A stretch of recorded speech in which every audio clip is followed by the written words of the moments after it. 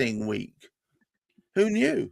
Let me introduce the people you probably recognise. Of course, Hamish McClay, Search Conveys, whose brainchild this is, and Chris Gilson of Root Home, our tame property developer. Let's first of all say, why are we doing Conveyancing Matters, Hamish? Well, several reasons. We have the great opportunity with all the podcasts that we put out to support different aspects of what's going on in the property world. We have the Property Matters, which is sort of coming up tomorrow. We have the IPSA sort of side of things. We have the Collective, where Chris, Juliet, and myself are present there to discuss, if you like, a topic from sort of separate sort of types of angles. And then we've got the Cladding Matters on Friday. And what it is, we don't have anything specifically to do with the conveyancing, but the conveyancing is heart and soul of everything that goes on with property exchange, because the very name of itself, conveyancing, is a change of ownership. Relative to that, our legal team have so much work to do. And of course, this week, one of the shames actually of this week being National Conveyancing Week, all the conveyancers are so darn busy trying to beat that stamp duty situation change that's sort of coming up. So what we've got especially as Chris is actually coming on, because he knows all too well how conveyancing supports what he needs to do and how much we do owe to these hardworking property lawyers, because it's the property lawyers who tend to get these things over the line when things get stuck. So it's really in support of them, National Conveyancing Week. And but at the same time, there's a couple of things.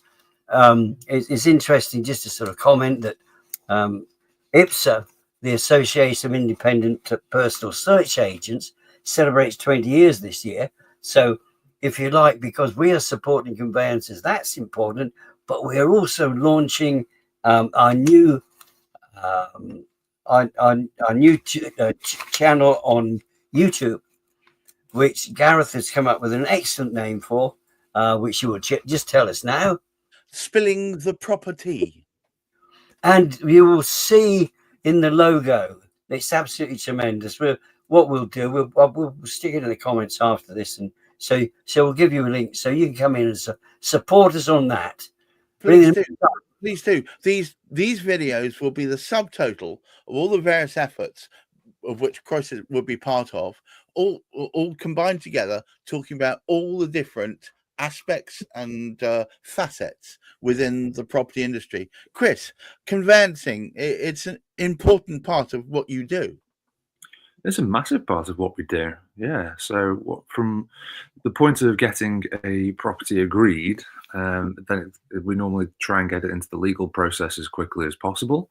For a variety of reasons, really, not least in that often vendors are not organized to the point where they've filled out all their property information forms, and that can take a little bit of time to get those transferred over through the solicitors and to ourselves to review and see if there's anything that we need to be picking up on, anything else that we need to consider.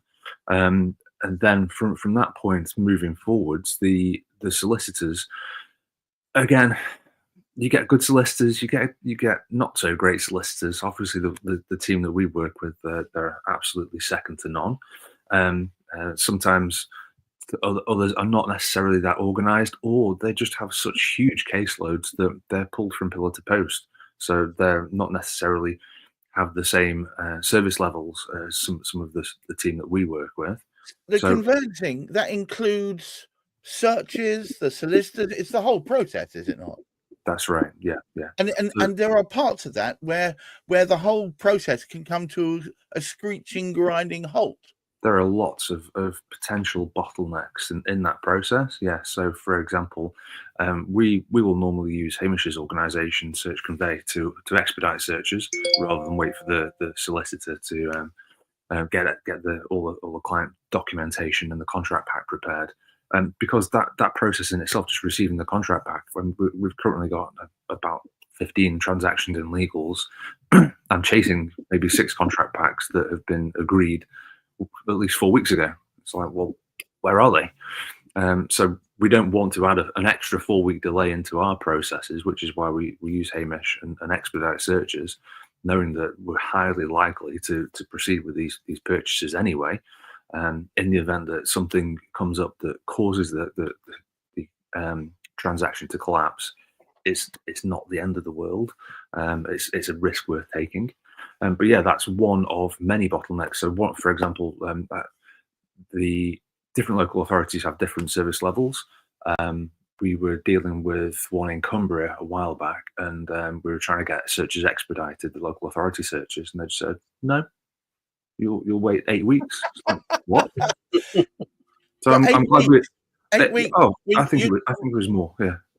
So I'm glad we used Hamish at the front end, because otherwise, if we'd have waited for everything else, that would have created an additional few weeks on top of all that. So yeah, there are lots of things that can slow down the conveyancing process. Lenders are another massive one. So yeah, where we try and encourage, we try to buy ourselves or encourage our clients to buy using cash, just because you can expedite things so much quicker. Of course. Normally the solicitors that we use, we quite often use Juliet's team, but yeah, she can get stuff done in a couple of weeks with a cash purchase. Bring a lender into the mix and you're up to at least 6 weeks, at least. Right, and it's I believe that lending, or the lenders, they can quite easily be frightened by market changes. So something comes along that rattles the saber, and suddenly all these different lending packages disappear off the marketplace, and once again you're in the waiting game. Yeah, it's kind of crazy as well, and that's happened quite remarkably a few times over the last few years. Certainly around the trust fiasco, in our industry, when Home REIT went, with the Lotus Housing Association scandal, there's a massive retraction from the market in the social lending space. And if you're using cash, if you're in a privileged position to be able to use cash, whether it's your own or whether it's private cash from another party, it just accelerates the process. It creates a buffer and a protection against these types of market conditions, because the last thing you want to do is to stop buying when the market is trying to pull funding, because the market's pulling funding because it's getting twitchy, which means that actually there's probably an opportunity, and if you're in a better position to take advantage of that opportunity, you need to be doing that. Well, I suppose if the market's removing funding, that probably means that necessarily be a pressure to lower prices overall, at which point it becomes, if cash buyers become even more kings. Yeah, that's correct. Yeah, but yeah, there are huge complexities in the conveyancing process, and it's kind of compounded with the systems and processes that we have in this country as well, which don't make it particularly easy in the first instance, and actually quite complex with all the moving parts that are involved. And I hear people purchasing in different parts of the world, and their systems sound, at face value, I have no first-hand experience, but they sound phenomenal in contrast to our own. Well, they sound like they've got less bases to cover. Hamish, what gets me, and this bears repeating, is that if you go to get a search done just through a traditional solicitor route, or if you go to IPSA, for instance, IPSA provide more information, more in-depth information, yet they do it at a faster rate. Well, it does actually. I mean, this is why it's quite interesting. It is National Conveyancing Week. And what we are able to do is to support, if you like, that national conveyancing through the cooperative of independent providers who are working with local councils.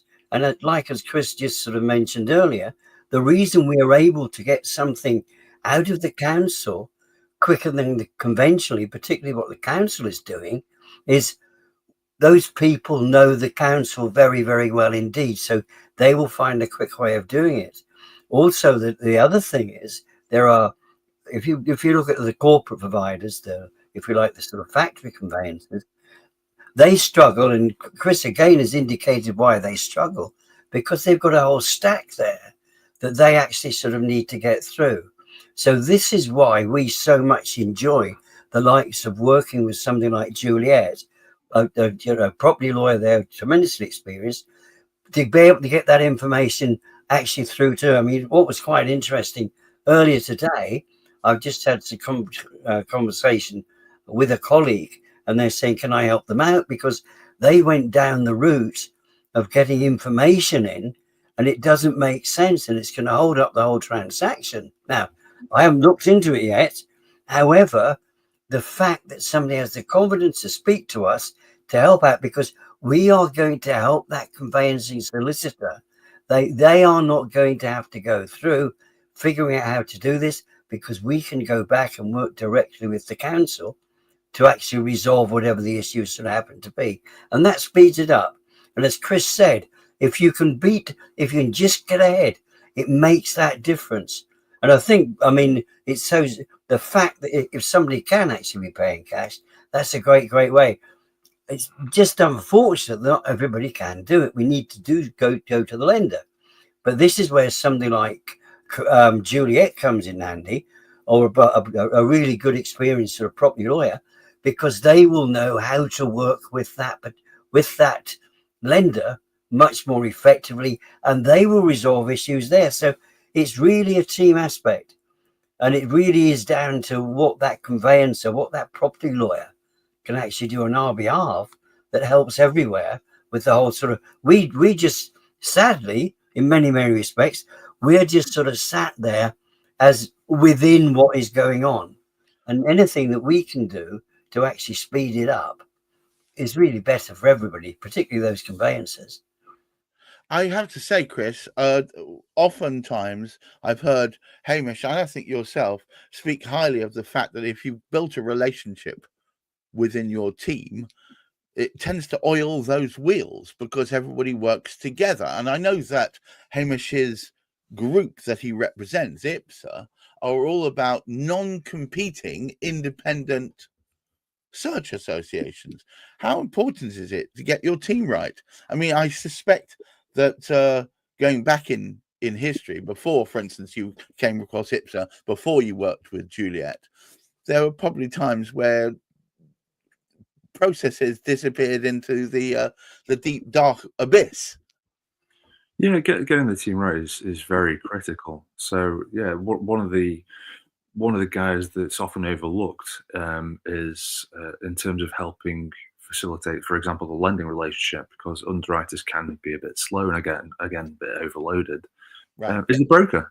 So again, that's a professional level interconnect between the solicitor and the lender, and it will just help facilitate. Now, obviously, solicitors can go direct to the underwriters, but it's just an added level of extra work for them, and it's not necessarily their niche. The broker, it is exactly their niche. It's their specialism. So that's just one element of building out the team around you. And yeah, every team member is critical. So for me, for I guess to some level of a selfish reason, I need redundancy in my team to know that if plan A doesn't work, I have a plan B, C, and D that I can put into motion to stop deals from stalling. But yeah, your team is, you're only as strong as the weakest member in your team, I'm afraid to say. So yeah, team building has been one of those things that we've personally gone through many times and hit many walls with, and it's just an ongoing process as it is with any business, really. But yeah, it has to be viewed with that mindset that it is critical to your business. It just seems that you have to go through, in your position, quite a lot of mismatching before you find the right match. You have to kiss a few frogs, yeah. Yeah, it seems like an awful lot of frog kissing, and that's not what this channel's about. But in truth, Hamish, the most important part of the process of conveyancing is getting the right team together. Is that not right? Oh, absolutely true. But Kathy, we know to get that over the line, we need that conveyancer, we need that property lawyer to actually finalise for us. Without that, no can do. It doesn't happen. So it's really, from our particular point of view, and I think Chris has pointed out it's something that I tend to forget about as well. The broker, the finance broker, is going to be such a key, because they like we know our way into the councils, that broker knows their way into working with the lender. So if you've got that, and this is one of the interesting aspects of what we actually sort of hear so much. Oh, you've got to digitize, you've got to start all of this, but the people, and we notice in terms of the work that we actually sort of do, it's great to be able to get some of the data which we can get, but it takes the people who are involved to use that effectively. And as I said, this week, National Conveyancing Week, isn't it great to be able to sort of promote those solicitors who are actually sort of beavering away at the moment as we speak? This new channel is here to promote better conveyancing, and I thank you so much, Chris, for taking time out your busy day to be with us. And Hamish, thanks for the idea of putting this forward. And to all of you out there, please try and remember, if you build your team, if they build it, they will come. No, probably that's a film. Oh, that was a Field of Dreams. Field of Dreams, yes. Great but film. If you build your team, then you're likely to get a better result. And hopefully you can learn from people like Chris, people like Hamish and Juliet and so on and so forth over time, how to look out for the right people, the right ideas, so that make that team as strong as possible. Until next time, please keep your feet on the ground, keep reaching for the stars, and let's all push forward for better conveyancing. Bye-bye now. There's a tale about some folks with hammers and some nails. They'll polish you the moon, but their word always fails.